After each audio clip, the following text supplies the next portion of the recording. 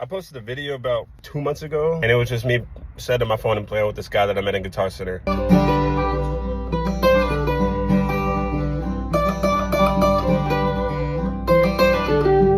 Because I heard him playing. He had zero social media, no social media at all, no Instagram, no TikTok, no nothing.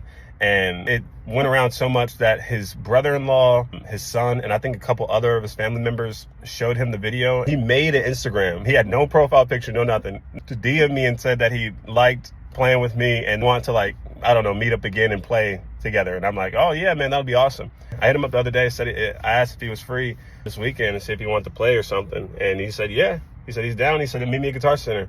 So I'm at Guitar Center right now.